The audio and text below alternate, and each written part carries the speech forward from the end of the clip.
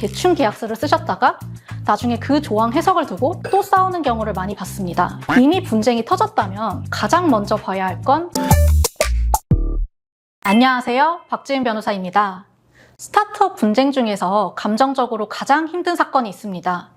바로 공동창업자 분쟁인데요. 이런 분쟁은 대부분 서로 믿고 시작한 관계에서 터집니다. 믿었던 사이니까 더 감정적으로 번지고 또 그만큼 대응도 자꾸 늦어지죠. 하지만 회사 입장에서는 감정보다 먼저 봐야 할 것들이 있습니다. 지분을 어떻게 정리할지, 회사의 IP와 자료는 누구에게 있는지, 그리고 이 문제가 앞으로의 투자나 M&A에 걸림돌이 되지는 않는지입니다.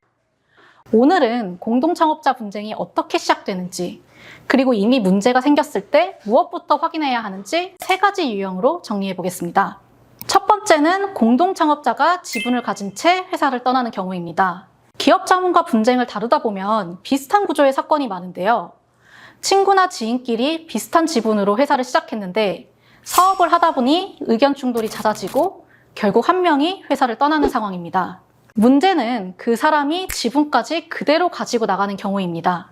오히려 사업이 잘 될수록 이 지분이 발목을 잡습니다.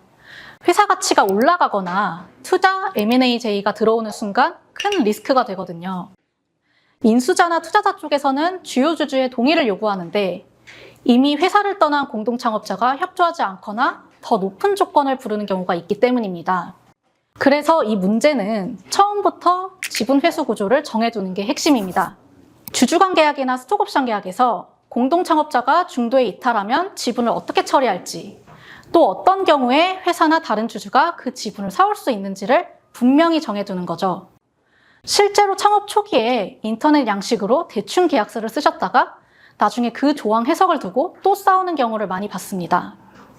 그래서 주주간 계약은 단순히 빈칸 채우는 문서가 아닙니다. 지분 구조, 투자 계획, 공동창업자의 역할과 중도 이탈 가능성까지 함께 보고 설계해야 하는 문서거든요. 가능하면 회사의 성장 단계를 잘 이해하는 변호사와 초기부터 정리해 두시는 게 좋습니다. 만약 이미 공동창업자가 이탈을 선언한 상황이라면 먼저 계약서부터 확인하셔야 합니다.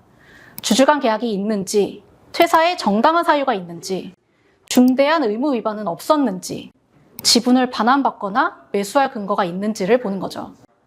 계약서가 충분치 않다면 현실적인 합의 전략으로 가야 합니다.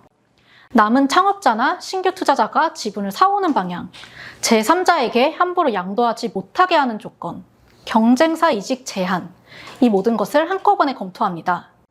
결국 핵심은 누가 더 억울한지를 따지는 게 아닙니다.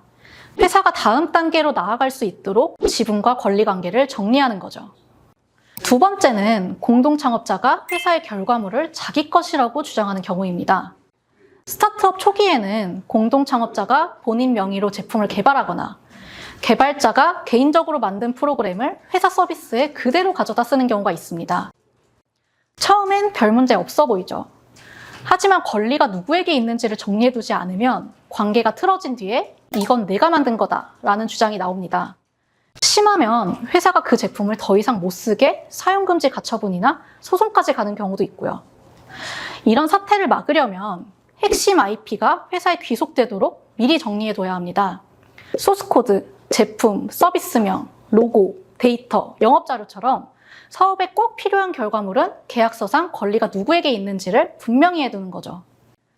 이미 분쟁이 터졌다면 가장 먼저 봐야 할 건 서비스가 멈출 위험이 있느냐입니다. 지금 회사가 어떤 권리를 갖고 있는지, 개발 비용은 누가 냈는지, 그 결과물이 회사 업무로 만들어진 것인지를 확인하는 거죠.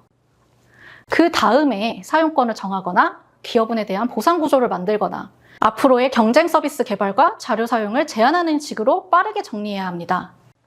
세 번째는 공동창업자가 경쟁사로 옮겨가는 경우입니다.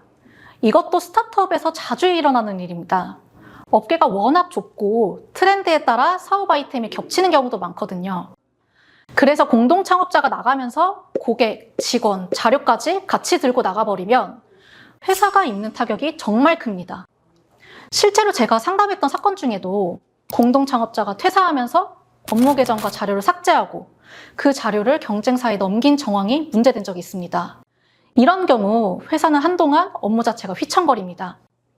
이걸 막으려면 계정 접근 권한과 자료 반출 기준을 미리 정해둬야 합니다.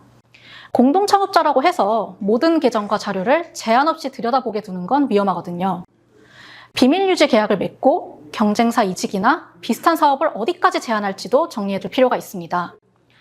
다만 경업금지 조항은 넓게 써둔다고 다 인정되는 게 아닙니다. 기간, 범위, 직무 관련성, 보상 여부까지 함께 따져봐야 하거든요. 이미 공동창업자가 이탈한 상황이라면 즉시 회사 계정 접속 권한부터 정리하셔야 합니다. 자료를 삭제하거나 빼낸 흔적은 없는지 확인하고 고객이나 직원이 함께 빠져나간 정황도 빠르게 확보해둬야 하고요. 필요하다면 가처분, 손해배상, 형사고소까지 검토할 수도 있습니다. 다만 투자나 M&A를 앞두고 있다면 무조건 소송으로 가는 게 최선은 아닙니다. 오히려 빠른 합의가 회사에 더 유리한 경우도 많습니다.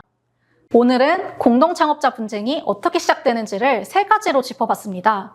지분을 쥔 채 회사를 떠나는 경우, 회사 결과물을 자기 것이라 주장하는 경우, 그리고 경쟁사로 옮겨가거나 따로 사업을 차리는 경우입니다. 이 3가지는 스타트업에서 실제로 많이 문제되는 유형입니다. 그래서 초기에 회사 상황을 정확히 보고 협상 전략과 법적 대응 방향을 함께 잡아두는 게 중요합니다. 공동창업자 문제로 고민하고 계시다면 감정적으로 대응하시기 전에 회사를 안전하게 지킬 수 있는 방향부터 점검해 보시기 바랍니다. 화면에 보이는 연락처로 문의 주시면 회사 상황에 맞는 대응 방향을 함께 정리해 나가겠습니다. 감사합니다.